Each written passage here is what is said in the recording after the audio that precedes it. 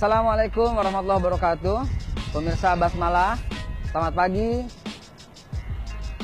Kali ini saya mau bicara soal sejarah Islam masuknya ke Indonesia. Banyak di antara kita yang masih mengetahui bahwa sejarah Islam masuk ke Indonesia dimulai dari pedagang Gujarat dari India. Padahal kalau kita buka lebih detail lagi lengkapan sejarah, maka akan kita dapati tahun yang sebenarnya. Bukan tahun 1700 dengan datangnya pedagang Gujarat dari India, bukan. Bukan pula tahun 1400, bukan. Sebuah artefak, sebuah fakta dari buku-buku sejarah Tionghoa ditemukan bahwa pada saat itu, yaitu di Indonesia, tepatnya di Pulau Jawa, lebih tepatnya lagi di Kalingga. Apa itu Kalingga? Kalingga adalah tempat di mana sejak tahun 640-an sampai 650-an ada ratu yang sangat adil di sana. Namanya Ratu Sima. Ratu Sima ini punya anak namanya Jai Sima. Ternyata fakta artefak ditemukan. Ada seorang raja dari tanah Arab yang kalau kita hubungkan tahun 640-an itu adalah masa di mana Khalifah Utsman bin Affan yang memerintah. Nah, apakah Khalifah Utsman sendiri atau utusannya yang bernama Muawiyah bin Abi Sufyan itu yang datang ke sini?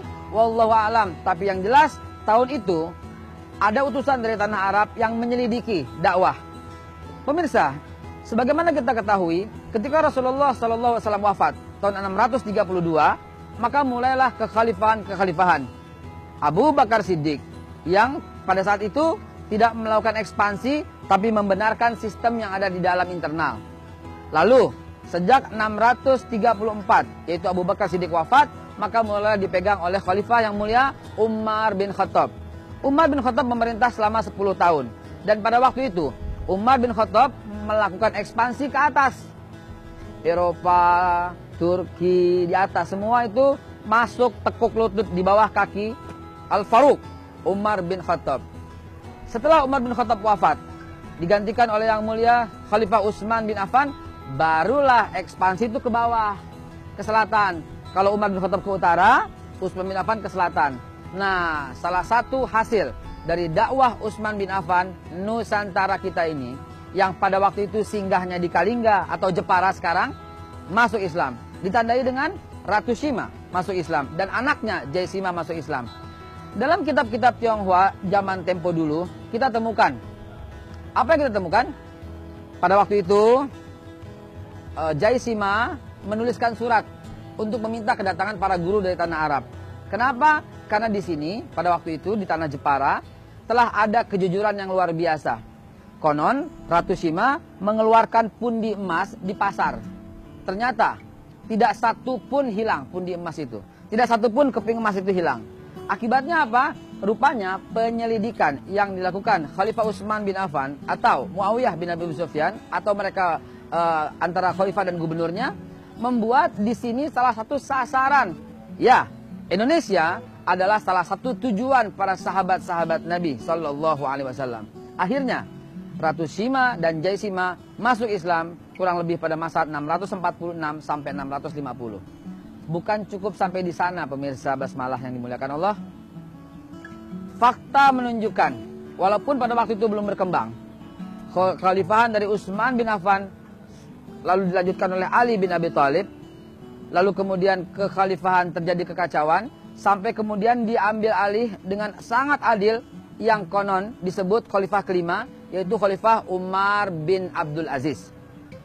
Khalifah Umar bin Abdul Aziz memerintah sejak tahun 711 Masehi. Apa yang terjadi 7 tahun kemudian? 7 tahun kemudian, atau tepatnya tahun 718 Masehi, Khalifah Umar bin Abdul Aziz dan utusannya telah menginjakkan kaki di bumi Sumatera, yaitu Palembang. Pada waktu itu, di Palembang dipimpin oleh Raja Sriwijaya yang namanya Raja Sri Indra Farman. Ternyata, hasil dakwah Khalifah Umar bin Abdul Aziz membuat Raja Sri Indra Farman tertarik dan masuk Islam. Terbukti dari makamnya yang bertuliskan La ilaha illallah Muhammadur Rasulullah. Dan ada surat menyurat yang disimpan di museum di Oxford, di Inggris. Ada surat menyurat antara Khalifah Umar bin Abdul Aziz dengan Raja Sri Indrafarman yang meminta kedatangan para guru. Itulah para keturunan Arab di Palembang sana dipanggil dengan nama Ayib. Dialah awal mula yang menyebarkan. Nah, jadi jauh sebelum pedagang Gujarat, sejak zaman Utsman bin Affan sudah ada. Jadi kalau kita memahami sejarah dengan benar, ya, yang semuanya sebenarnya benar, cuman nggak nyambung. Lihat, mereka adalah para peminat sejarah. Dengan makin banyaknya peminat sejarah, insya Allah sejarah yang terputus-putus akan kita buat sambung. Pemirsa basmalah yang dimuliakan Allah, sejak Rasulullah SAW wafat 632, itu sahabat berpencar ke mana-mana. Jadi dakwah merupakan bagian pekerjaan yang paling utama sahabat-sahabat Nabi. Kita tahu Bilal yang mulia tidak dimakamkan di Saudi Arabia atau di Damaskus. Kita tahu Sa'ad bin Abi Waqqas, sahabat Nabi yang mulia, juga tidak dimakamkan di Mekah atau Madinah toh. Ada di Tionghoa, di Guangzhou, di Cina sana. Kita tahu Abu Kasbah yang mulia juga tidak dimakamkan di Saudi Arabia. Dia dimakamkan di Tiongkok. Maka harus kita teliti, konon beberapa kitab menuliskan Ibnu Mas'ud 625 wafat di Aceh. Disebut kabilah Toyye, kabilah Toyye yang disebut artinya kabilah Aceh. Di sanalah Ibnu Mas'ud wafat. Artinya sahabat-sahabat Nabi semuanya adalah orang-orang pendakwah. Nah, disinilah sejarah yang putus. Indonesia, pedagang Gujarat, titik. Padahal di catatan Tionghoa, catatan Tiongkok asli, ada Ratu Sima di sana. Yang Ratu Sima hidup tahun 640-an, tepatnya 646 ketika Khalifah Utsman berkuasa. Lalu di Palembang 718 ada Sri Indrafarman yang masuk Islam. Bukan pedagang Gujarat salah, bukan. Tetapi terputus. Karena apa? Karena makam Sri Indrafarman yang ada di Palembang juga bertuliskan kalimat tauhid, la ilaha illallah Muhammadur Rasulullah. Kalau Islam dituliskan mulai masuk ke Indonesia melalui pedagang Gujarat dari India, ya nggak pas juga. Insya Allah, lihat. Mereka mulai masuk, mereka adalah peminat sejarah. Maka pemirsa basmalah yang dimuliakan Allah, mari dengan mendalami sejarah, insya Allah kita akan lurus dalam beragama. Semua akan detail. Kenapa? Dalam pesantren-pesantren ya, itu selalu gandeng tuh, tarikh, akidah, akhlak. 3 hal yang mesti selalu nggak boleh putus. Akidah akan lurus sekali kalau kita memahami sejarah. Dan akidah dan sejarah tidak cukup, harus dengan akhlakul karimah yang merupakan ini adalah intisari dalam beragama.